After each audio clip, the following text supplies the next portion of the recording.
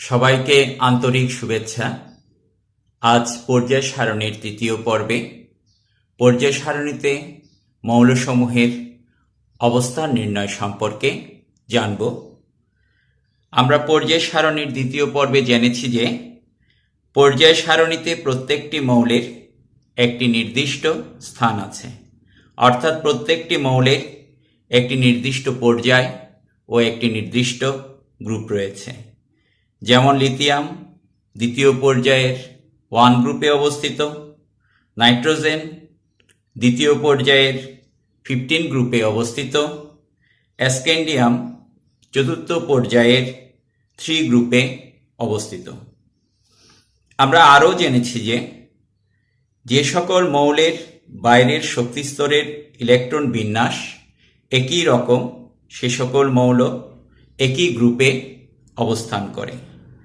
অপরদিকে যে সকল মৌলের বাইরের শক্তিস্তরের ইলেকট্রন বিন্যাস ভিন্ন রকম সে সকল মৌল ভিন্ন গ্রুপে অবস্থান করে। তাহলে পর্যায় সারণীতে কোনো মৌলের অবস্থান জানতে হলে তার ইলেকট্রন বিন্যাস জানতে হবে।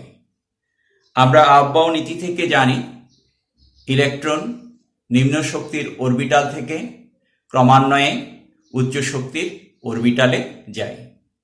এই নীতি অনুসারে ইলেকট্রন বিন্যাসে ইলেকট্রন প্রবেশের ক্রম হচ্ছে 1s, 2s, 2p, 3s, 3p, 4s, 3d, 4p, 5s, 4d, 5p, 6s, 4f, 5d, 6p, 7s, 5f, 6d, 7p। আমরা আরও জানি s অরবিটালে ইলেকট্রন থাকতে পারে মোট 2টি, p অরবিটালে মোট ইলেকট্রন থাকতে পারে 6টি, d অরবিটালে মোট ইলেকট্রন থাকতে পারে 10টি, f অরবিটালে মোট ইলেকট্রন থাকতে পারে 14টি।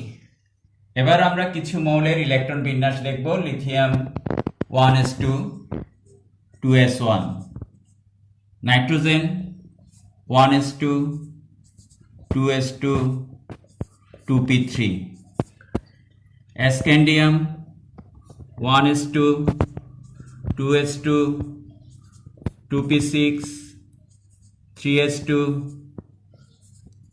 3p6, 4s2, 3d1। এটাকে সাজালে হবে 1s2, 2s2, 2p6, 3s2, 3p6, 3d1, 4s2। একইভাবে আমরা প্রোমেথিয়ামের ইলেকট্রন বিন্যাসটা দেখতে পাচ্ছি।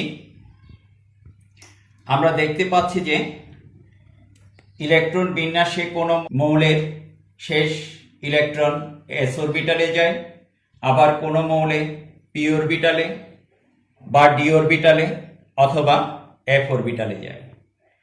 শেষ ইলেকট্রন কোন অরবিটালে যাচ্ছে তার উপর মৌলগুলোকে 4 ভাগে ভাগ করা যায়। শেষ ইলেকট্রন s অরবিটালে গেলে s ব্লক মৌল। এখানে লিথিয়ামের শেষ ইলেকট্রন s অরবিটালে গেছে, তাহলে লিথিয়াম s ব্লক মৌল। আবার শেষ ইলেকট্রন p অরবিটালে গেলে তা p ব্লক মৌল। নাইট্রোজেনের শেষ ইলেকট্রন p অরবিটালে গেছে, তাই নাইট্রোজেন p ব্লক মৌল। শেষ ইলেকট্রন যদি d অরবিটালে যায় তা d ব্লক মৌল। এখানে স্ক্যান্ডিয়ামের শেষ ইলেকট্রন d অরবিটালে গেছে, তাই স্ক্যান্ডিয়াম d ব্লক মৌল। আবার যদি শেষ ইলেকট্রন f অরবিটালে যায় তা f ব্লক মৌল।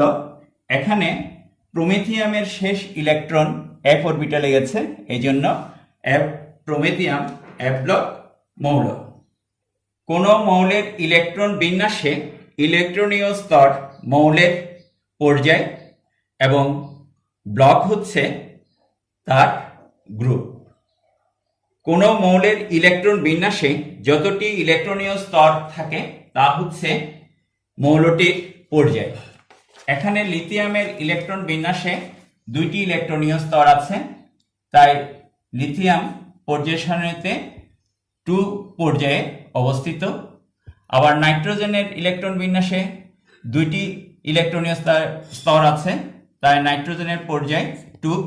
স্ক্যান্ডিয়ামের ইলেকট্রন বিন্যাসে 4টি ইলেকট্রনীয় স্তর আছে, তাই স্ক্যান্ডিয়ামের পর্যায় হচ্ছে 4। আবার প্রোমেথিয়ামের ইলেকট্রন বিন্যাসে 6টি ইলেকট্রনীয় স্তর আছে, তাই প্রোমেথিয়ামের পর্যায় হচ্ছে 6। এখন আমরা গ্রুপ নির্ধারণে যাব। এস ব্লক মৌলগুলো গ্রুপ 1 থেকে গ্রুপ 2 এ থাকে। এই ক্ষেত্রে সর্বশেষ শক্তি স্তরে যতটি ইলেকট্রন থাকে সেটাই হচ্ছে তার গ্রুপ। তাহলে লিথিয়াম গ্রুপ 1 এ অবস্থিত। আবার পি ব্লক মৌলের ক্ষেত্রে সর্বশেষ শক্তি স্তরে যতটি ইলেকট্রন থাকে তার সাথে 10 যোগ করলে সেটাই হচ্ছে তার গ্রুপ, এবং পি ব্লক মৌলগুলো 13 গ্রুপ থেকে 18 গ্রুপে থাকে। এই ক্ষেত্রে নাইট্রোজেনের গ্রুপ হচ্ছে 10 যোগ 5, তাহলে 15 গ্রুপ। স্ক্যান্ডিয়াম একটি ডি ব্লক মৌল। ডি ব্লক মৌলগুলো গ্রুপ 3 থেকে গ্রুপ 12 এর মধ্যে থাকে। এই ক্ষেত্রে ডি ব্লক মৌলগুলোর গ্রুপ হচ্ছে সর্বশেষ শক্তি স্তরের এস অরবিটালের ইলেকট্রন এবং তার আগের শক্তি স্তরের ডি অরবিটালের ইলেকট্রনের সমষ্টি। এই ক্ষেত্রে স্ক্যান্ডিয়ামের গ্রুপ হচ্ছে 2 + 1 3। আর এফ ব্লক মৌলগুলো সবসময় গ্রুপ 3 তে থাকে। এই হিসাবে প্রোমেথিয়াম এফ ব্লক মৌল হয়, এটি গ্রুপ 3 তে থাকবে। এবার আমরা উদাহরণের মাধ্যমে আরো কিছু মৌলের পর্যায় সারণীতে অবস্থান নির্ণয় দেখে নিব। আমরা পটাশিয়ামের ইলেকট্রন বিন্যাস দেখতে পাচ্ছি। পটাশিয়ামের ইলেকট্রন বিন্যাসে 4টি ইলেকট্রনীয় স্তর আছে, তাই মৌলটি চতুর্থ পর্যায়ে অবস্থিত। আবার পটাশিয়ামের ইলেকট্রন বিন্যাসে সর্বশেষ ইলেকট্রন এস অরবিটালে গেছে, তাই মৌলটি এস ব্লক মৌল। এস ব্লক মৌল গ্রুপ 1 থেকে গ্রুপ 2 এর মধ্যে থাকে। এস ব্লক মৌলের গ্রুপ হবে সর্বশেষ শক্তি স্তরের এস অরবিটালের ইলেকট্রনের সমান। তাহলে পটাশিয়াম 1 গ্রুপে অবস্থিত। তাহলে পটাশিয়াম পর্যায় সারণীতে চতুর্থ পর্যায়ের 1 গ্রুপে অবস্থিত। এখন আমরা ব্রোমিনের ইলেকট্রন বিন্যাস দেখতে পাচ্ছি। ব্রোমিনের ইলেকট্রন বিন্যাসে 4টি ইলেকট্রনীয় স্তর আছে, তাই মৌলটি চতুর্থ পর্যায়ে অবস্থিত। আবার ব্রোমিনের ইলেকট্রন বিন্যাসে সর্বশেষ ইলেকট্রন পি অরবিটালে গেছে, তাই মৌলটি পি ব্লক মৌল। পি ব্লক মৌল গ্রুপ 13 থেকে গ্রুপ 18 এর মধ্যে থাকে। পি ব্লক মৌলের গ্রুপ হবে 10 এর সাথে সর্বশেষ শক্তি স্তরের এস অরবিটালের ইলেকট্রন ও পি অরবিটালের ইলেকট্রনের সমষ্টির যোগ। তাহলে ব্রোমিন 10 + 2 + 5 বা 17 গ্রুপে অবস্থিত। তাহলে ব্রোমিন পর্যায় সারণীতে চতুর্থ পর্যায়ের 17 গ্রুপে অবস্থিত। আয়রনের ইলেকট্রন বিন্যাস দেখতে পাচ্ছি। আয়রনের ইলেকট্রন বিন্যাসে 4টি ইলেকট্রনীয় স্তর আছে, তাই মৌলটি চতুর্থ পর্যায়ে অবস্থিত।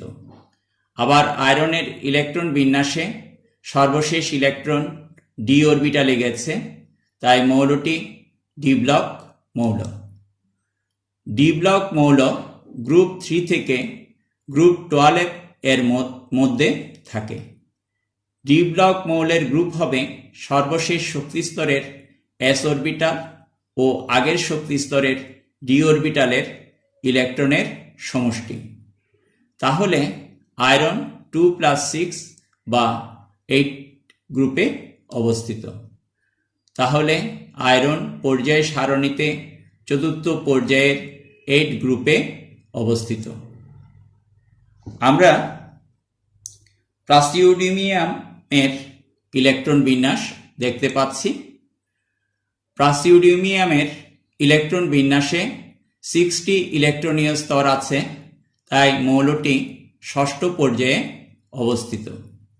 আবার প্রাসিওডিয়ামের ইলেকট্রন বিন্যাসে সর্বশেষ ইলেকট্রন f অরবিটালে গেছে, তাই মৌলটি f ব্লক মৌল।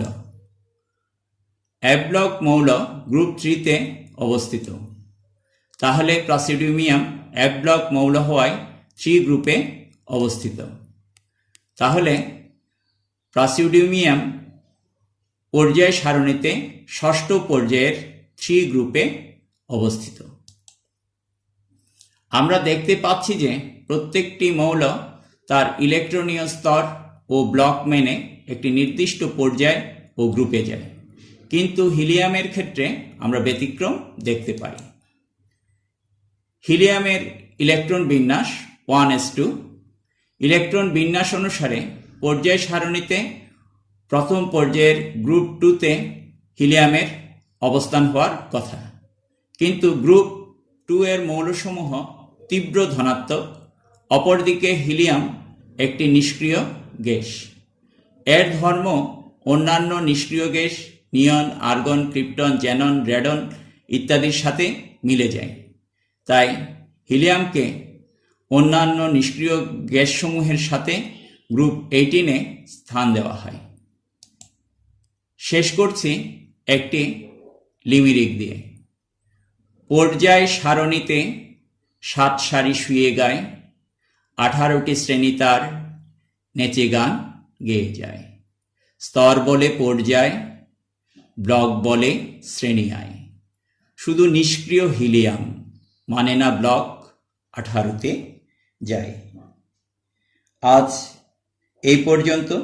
আগামী পর্বে মৌলের পর্যায়বৃত্ত ধর্ম নিয়ে আলোচনা করব, এই প্রত্যাশা রেখে শেষ করছি।